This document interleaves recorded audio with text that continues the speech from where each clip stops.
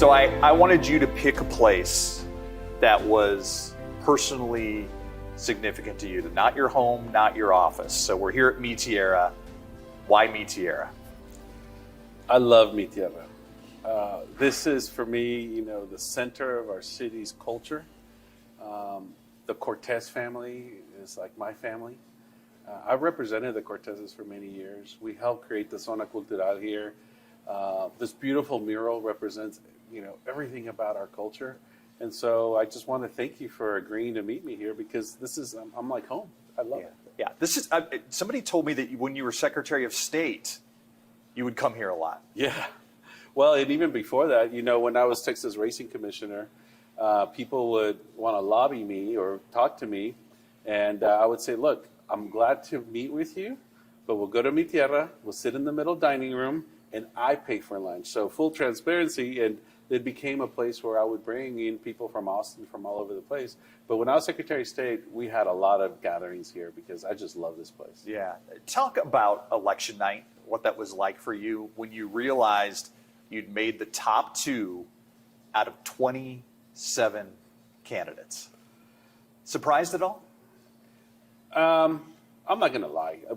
There was obviously, we didn't know where we were going to land. I mean, we knew that we were going to make the runoff. I mean, that we knew that, but you never know. But the most special thing is, first of all, we had it at the Drury Hotel over there on 1604. The Drury's yet another family I'm very close to. Rick Drury is like my brother. And so I said, hey, I'd like to honor you guys and have the event there. The coolest thing is my parents came from El Paso. We had the whole family.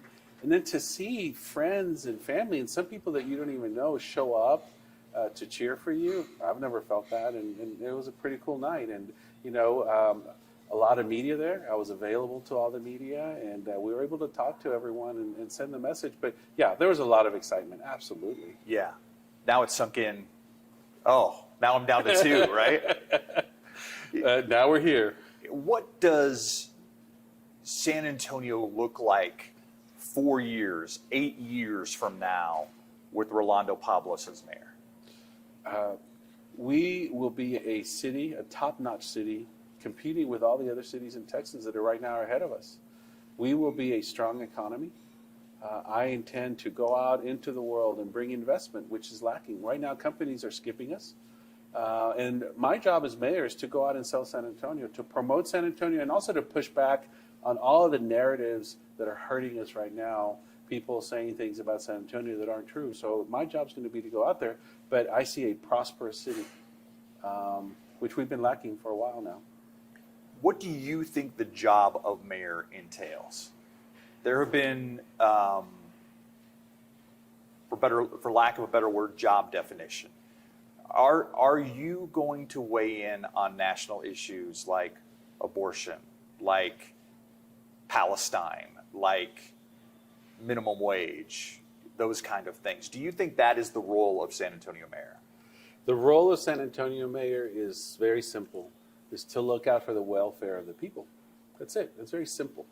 Weighing in on all these issues that are beyond our control is not only a waste of time, but it's divisive. And I will not do that. My role is to bring this community together that right now is somewhat divided. The mayor needs to be a bridge builder, not a bomb thrower. We got to make sure that the mayor, and I'm not suggesting about our current mayor, I'm just saying, we've got to make sure that the mayor brings the community together through leadership, through vision.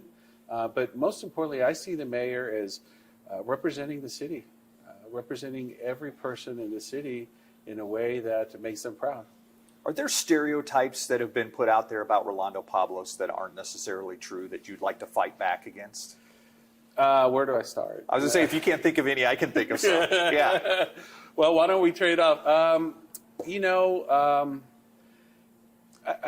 think, and I hear this from my family. Sometimes, my family tells me that, I'm a little bit too hard on myself. And maybe, within the family, I think that's, people see that. So now your turn. Yeah, well, I think there are a lot of people, and this is my next question, is rightly or wrongly tying you to Governor Greg Abbott. Yeah. That you are, for lack of a better word, a puppet for the governor. let me tell you this much. Governor Abbott is a friend. I mean, the highest appointment a governor can make is Secretary of State. He's entrusted me, and not only Governor Abbott, but Governor Perry did as well, entrusted me with some very high-level positions that require high-level thinking, high-level trust. And so, to try to tie me to Governor Abbott, well, look, I want to work with him. I don't think it's that bad of a deal when you have a mayor who actually has a relationship with the governor. Because the mayors of Austin, Dallas, and Houston, Democrats, they have a relationship. And so I think it's just campaign rhetoric to try to, for whatever reason, make me look bad because Governor Abbott doesn't poll well here. Well, look, I think Governor Abbott has done a great job for this economy. Now, has he made moves that I may not agree with? Absolutely. But even when I was Secretary of State, I didn't agree with him on many things, and we disagreed a lot. But I'm going to go up there and represent San Antonio. But the fact that I can actually get an audience with him is a very unique proposition that my opponent doesn't have. Yeah, you're comfortable disagreeing with the governor. Is that what you're saying? 100%, absolutely. And we have in the past. But we're not disagreeable, And at the end of the day, we can sit across the table from each other like this, and we have, and we hammer things out. It's not, you don't cancel somebody because you just disagree with them. A mayor needs to be a diplomat, a statesman. And that's what we need right now moving forward. Ron's brought us to this place. Now let's move forward. Let's see about having a leader who can be that statesman, and I'm that person. This is not technically a nonpartisan race. Yeah. It seems now that we're down to the final two, it's getting more and more partisan. Yeah. Do you like the idea that this is a nonpartisan political office? Absolutely. Yeah. And that's why I ran. The people who drafted our charter were very wise in knowing that partisanship divides. And you can ask anyone I've talked to. I have from the very beginning talked about checking your partisanship at the door, making this race what it's supposed to be, which is nonpartisan. But and to this day, I'm going in that direction. It's just that my opponent and her supporters are trying to tie Governor Abbott around my neck, trying to make this partisan. Those people that are making this a partisan race are the ones that are splitting this community up, that are dividing us. And I want to bring this community together. And so if you look at the broad-based coalition that we've put together, it's a nonpartisan, bipartisan rather, broad-based coalition. And I'm honoring that. And you'll see in everything that I talk about, it talks about bringing the community together because we've been divided and that's got to stop. When you talk about things, we're going to talk about a lot of issues, obviously, on Wednesday when we have our debate. We're Can't taping wait. this less than a week away from that. But when it comes to Project Marvel, are you on board with Project Marvel no matter what? Is that a fair statement? I'm on board with keeping the Spurs. I'm on board with creating economic development opportunities for the city. I'm on board with improving our downtown. Okay? I have, as Secretary of State, I've done many multi-million-dollar deals. I know how to handle these deals. But if you look at the cities that we're competing with, they all have their own type of Project Marvel. Look, you remember what happened in Seattle. Seattle lost the Sonics because the city didn't want to play ball, no pun intended. Yeah. And they lost them to Oklahoma City, and now they have 15 years later they don't have a team. I don't want to lose the Spurs. The Spurs are part of this community. The Spurs are in our DNA, and they bring in $500 million worth of economic impact to the city. So the question is, what do we need to do to make sure that our taxpayers are protected and that the Spurs stay? How do you balance something like Project Marvel, though? We've done Know My Neighborhood where we go to different parts of town. And when you just look at the infrastructure in different parts of San Antonio, it is glaringly apparent that what people want in South San is much different than what people want in Sona. I mean, we're talking about basic like drainage, sidewalks. Yeah. How do you balance all of that out? You can't put that on the back of Project Marvel. No, because this right, has been years of neglect. But what I'm saying is, as mayor, you have to balance these things. Of course. So the one thing I want to see out of this, and by the way, I hate the name Project Marvel. I don't like the way they put this thing together. I think that was a big mistake, but I digress. Yeah. Whatever ends up happening there needs to benefit all 10 districts. All 10 districts. It can't just benefit one or two. So my team and I have put together some proposals that we will roll out later that make sure that every district benefits from whatever ends up happening there. First of all, we need to make sure that the taxpayers are protected, that they get a return on their investment if public money is used. We need to make sure that we attract private investment. There's a lot of capital flowing around looking for projects.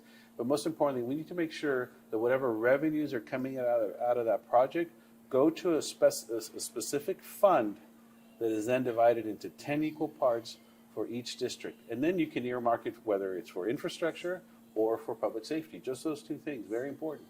And each council person will get to decide how to use that money. But the revenues from that project need to go straight to this fund, and that way everybody in the city benefits. What do you hope comes out of the debate on Wednesday, the KSAT debate? What do you hope to accomplish? What is your big goal going into that debate? Well, look, I've been playing by the rules. I have been going into these debates with the understanding that I want to communicate my message to the people. Not attack, not lie, but communicate. But here's the thing is we need to make sure that people understand who we are, who I am and who Gina is. And I've been very clear. I've posted my resume online. You can go in there and see the 100 things I've done for the city, the nonprofits I've worked for. You can look at my resume. You can look at the work. You can look at my education. So I want to make sure that people see that for both of us, because our impression is that Gina lives in D.C. and she only parachutes into this community when it's time to run for office. She really has chosen to be outside of San Antonio for her entire adult career. And now she comes in, runs for office, and makes people believe that she is part of this community when in fact she is not. And I think that's a message that people need to get. And I've been very cordial. I've tried to be cordial. But I think the time is now to be able to make sure that people know who we are as individuals and what we stand for, what values we bring to the table, and most importantly, what experience. Gina is a one-dimensional candidate. She's a bureaucrat. She's been in government. Nothing wrong with that. But what we need in San Antonio is we need a mayor with experience and qualifications in business as well, in economic development and in government. And I bring all those to the table. And most importantly, the relationships, not only in government, but in business, not only in Austin or Washington, but in Mexico City as well. That's who we need as mayor right now, because what we need is we need someone who can lead us into prosperity. And the only way to do that is with qualifications and experience. Last question for you, unless you take us in a different way. Are you concerned that this race could get ugly? Uglier? I've been going into these debates and, I keep getting attacked. And attacked by Gina, who is applying misdirection. She is attacking me for being Secretary of State because she has no experience in economic development. She's attacking me for being a public utility commissioner because she has no clue about public utilities. And the list goes on and on and on. And look, I haven't engaged because that's not who I am as a person. And yet she feels the necessity to continue to attack me, to continue to fabricate facts. And, I know that the people of San Antonio see right through that. I know that the people of San Antonio know that she's just come into town to run for office for the third time. That's all the questions I have. Why, thank you. It's so good to see you. Good to see you. Thank you, man. Good luck. Appreciate it.